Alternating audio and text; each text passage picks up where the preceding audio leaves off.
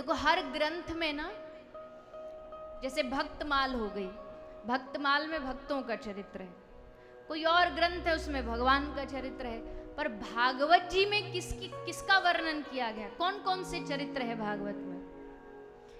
तो कह रहे हैं भक्त भक्ति भगवंत गुरु।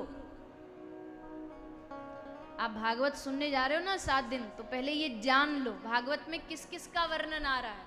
4 चीजें, कौन कौन सी चीज है? भक्त, भक्ति, भगवंत और चौथा गुरु। पहला है भक्त। भगवान की कथा ये है तो भागवत भगवान की कथा, पर अकेले भगवान की नहीं है, इसमें भगवान के भक्तों का चरित्र, क्योंकि भगवान की ही अगर कथा होगी तो भगवान सुन सुन के बोर होके उठ के चले जाएंगे। अपनी अपनी कथा कब तक सुनेंगे? भगवान को अपनी प्रशंसा सुनने में ज्यादा रुचि नहीं है, तो दुनिया वाले हैं जिनको अपनी बड़ाई सुनने में बड़ा रस आता है, 100 काम छोड़ देंगे, अच्छा हमारी बड़ाई हो रही है कहो बोलो। पर भगवान का ये स्वभाव नहीं है, बोल रहा है कोई प्रशंसा ठीक है। तो भगवान कथा में क्यों आते, क्यों आके विराजमान होते, भगवान जानते हैं। एक ही लालच है भगवान को। देखो कथा सुनने वालों को सबको अपना अपना लोभ होता, अपना अपना लालच होता। आप कहोगे जी हम तो लालच के लिए नहीं आए, संसारिक लालच नहीं होगा, पर कृष्ण दर्शन लालसा, ये भी तो लालच ही है ना, कि कथा सुने और कथा सुन करके हमको कृष्ण दर्शन हो जाए, हमें यही लालच है, यही लोभ है। तो सबको अपना अपना लोभ है। किसी को पुण्यों का लोभ होता है, या हम आए और यहाँ हमें पुण्य मिल जाए, किसी को कोई लालच है, किसी को टीवी में दिखने का लालच है। मतलब यहाँ वाले तो ऐसे कतई नहीं है, सब अच्छे वाले श्रोता है, पर होता है, मैंने देखा है कई लोगों को टीवी में देखो ना, इतना लालच होता, एक बार वह हम दिख जाएं, उनको पता भी होता कैमरे का एंगल कहाँ ज्यादा है, तो वहीं फिट हो जाते हैं, वहीं घुस जाते हैं। तो किसी को किसी चीज का लालच है, किसी चीज को अब ठाकुर जी को भला क्या लालच होगा कथा में आने का?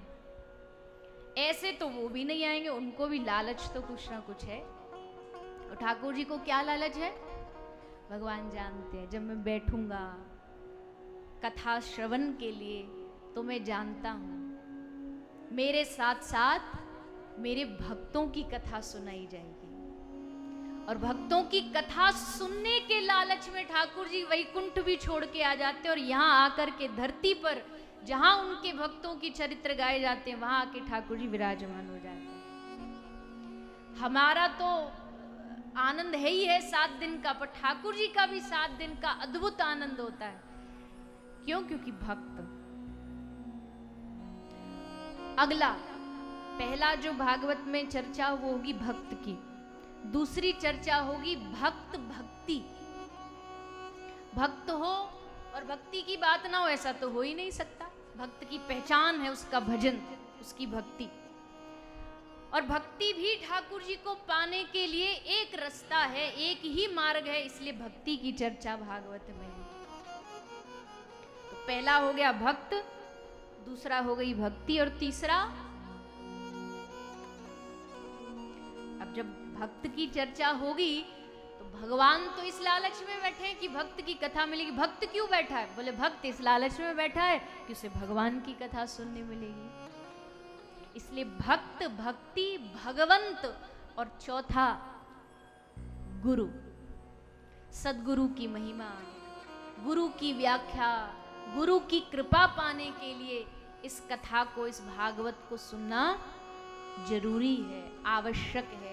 और भागवत सुनने का मतलब है ये चारों चीज हमारे मन में आकर के एक एक कोने में बैठ जाएंगी। हमारे विज्ञान कहता है हमारे दिल में 4 चैम्बर्स होते हैं, 4 स्थान होते हैं अलग अलग। तो उन चारों स्थानों पर जब ये चारों चीज आके बैठ जाएंगी हमारे हृदय में, अब तक तो उस हृदय में बहुत सारी अलग अलग चीजें बैठी है, लेकिन जब इन चारों स्थान पर ये भक्त, भक्ति, भगवंत, गुरु चारों आकर के विराजमान हो जाएंगे, तो अभी तक आंखों के सामने जो माया नाचती है, जब ये चारों हृदय में आके विराजमान हो जाएंगे तो हमारे आंखों के सामने श्री ठाकुर जी नाचते हुए दिखाई देंगे।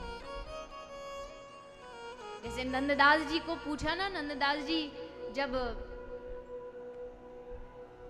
धरा पृथ्वी छोड़ के जा रहे थे तो सबने पूछा महाराज क्या दिख रहा है आपको? तो कोई कहता हमें यमराज दिख रहे हैं, यम के दूत दिख रहे हैं, कोई कहता हमको काल दिख रहा है। पर नंददास जी को क्या दिखा? तो नंददास जी ने पद गाया, देखो देखो री नागर नट निर्तत कालिंदी तट। क्या दिख रहा है नंददास जी को? बोले ठाकुर जी बांसुरी बजाते नाचते भाई हमको दिखाई दे रहे हैं। तो जब ये चारों हमारे हृदय में बैठ जाएंगे तब हमको सामने ठाकुर जी नाचते हुए नृत्य करते हुए दिखाई देंगे। और ये चारों हृदय में बैठेंगे कैसे? भागवत के श्रवण करने से। तो ये 7 दिन है हमारे पास, बड़ा सुंदर सुंदर ये माह चल रहा है, अवसर चल रहा है पुरुषोत्तम मास का। हम सबको ये अवसर भगवत कृपा से प्राप्त हुआ है। इन 7 दिनों में खूब आनंद लेकर के, रस लेकर के इस कथा को श्रवण करिएगा। ये कथा ही है जो धीरे धीरे धीरे धक्का दे दे दे दे करके हमको भगवान के और नजदीक पहुंचाती रहती है। जैसे कोई आदमी कुएं में गिर गया हो, अब कोई व्यक्ति कुआं में गिरा तो बताओ कैसे बाहर निकलेगा? उसने हाथ पांव फेंके, कोशिश करी ऊपर कुएं से निकलने की, पर नहीं निकल पा रहा। पर फिर क्या करेगा वो? फिर जोर जोर से चीखेगा, चिल्लाएगा, कोई मेरी आवाज सुन ले, कोई मुझे बचा ले। और जब उसकी आवाज पुकार कोई सुन करके वहां आता है, फिर वो ऊपर वाला आदमी एक रस्सी डालता है और उसको कहता भैया रस्सी पकड़ और आ जा ऊपर।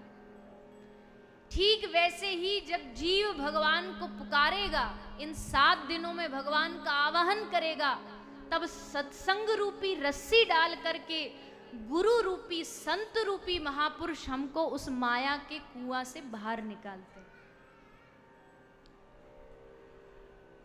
कह रहे हैं कि मानव जीवन क्या है? मानव जीवन जीव का और माया का युद्ध है। दोनों में खींचातानी चल रही है। जैसे गजेंद्र और ग्राह का युद्ध हुआ ना, कभी ग्राह भीतर खींच लेता, कभी हाथी बाहर खींच लेता। वैसे ही जीवन जो हमारा है ये माया और जीव का युद्ध है। कभी माया खींच लेती है अपनी ओर, कभी कभी लगता हम माया में बड़े डूब गए। और फिर कभी कभी जब भगवान का सत्संग सुनते हैं तो फिर भगवान का सत्संग हमें अपनी ओर खींच लेता है। और अक्सर इस जीव और माया के युद्ध में अक्सर जीतती माया है। लेकिन कब तक? जब तक एक दिन भक्ति के मार्ग पर कोई हाथ पकड़ करके हमें उस रास्ते पर न चला दे। जिस दिन उस भक्ति के मार्ग पर किसी सत्पुरुष ने हमें हाथ पकड़ के चलाया, उस दिन ये माया हमारे सामने घुटने टेक करके हार जाएगी। कह रहे हैं कि जब जीव भक्ति के मार्ग पर चलता है ना, तो माया बड़े सारे कांटे बिछा देती है, बहुत सारे कांटे डाल देती है, बहुत सारी रुकावटें डाल देती है। लेकिन जब कृष्ण नाम का और सत्संग का बल लेकर के आदमी चलता है ना, तो वो कांटे भी रास्ते में फूल बन जाते हैं। इसलिए इस जीव और माया के युद्ध में भले जीव कितना भी हारे माया से, कभी आपने देखा हो, देखा नहीं तो सुना तो होगा ही, एक सांप और नेवले का आपस में युद्ध होता है, बड़ा भयानक युद्ध होता है। और उस युद्ध में क्या होता है? युद्ध में बार बार जो सर्प है वो हार जाता है, पर उसके पास फिर एक बूटी होती है जिसको सूंघने आता है, सूंघ करके उसको बल मिलता है, उसको शक्ति मिलती है।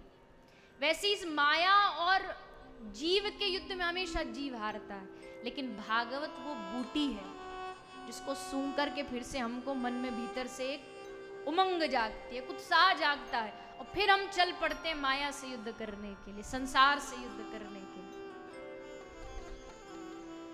बार बार हारने के बाद भी जब जीव हार नहीं मानता और बार बार आता भगवान की शरण में, तो फिर एक दिन भगवान का हृदय भी पिघल करके भगवान द्रवीभूत हो जाते हैं कि इस व्यक्ति ने कितनी भी माया की रुकावटें आई पर मुझे छोड़ा नहीं, मेरा रास्ता इसने बदला नहीं, घबरा करके माया से रास्ता यूटर्न लेकर के कहीं भाग नहीं गया है, अड़ा हुआ है, डटा हुआ है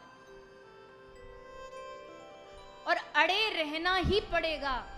इस युद्ध में अगर जरा भी माया से डर के हार गए ना, अरे भैया इतनी कथाएं सुन ली, कुछ नहीं हो रहा, बुद्धि तो वैसी की वैसी है। हाँ वैसी की वैसी है, नहीं बदली तो भी क्या फर्क पड़ता है? क्या हम नहीं बदलेंगे, क्या हमारी विचार हमारी बुद्धि नहीं बदलेंगी तो क्या हमारा जो भगवान से रिश्ता क्या वो कमजोर पड़ जाएगा? अरे चाहे कितनी भी माया पकड़ ले, पर ये नहीं भूलना चाहिए कि माया ठगनी है, आनी जानी है, आ जाएगी कल जाएगी, पर ठाकुर जी से हमारा जो रिश्ता है ना वो कल भी था, वो आज भी है और वो आगे भी वैसा ही रहेगा। कितनी भी माया अपने रंग दिखा दे, लेकिन हमारा और जो ठाकुर जी का रिश्ता है उसको बदल नहीं सकती और उसी रिश्ते को मजबूत करेगी ये भगवान की कथा। जितनी बार सुनेंगे उतनी बार और नया मन में उमंग आएगी, भगवान से अपना रिश्ता और मजबूत होगा।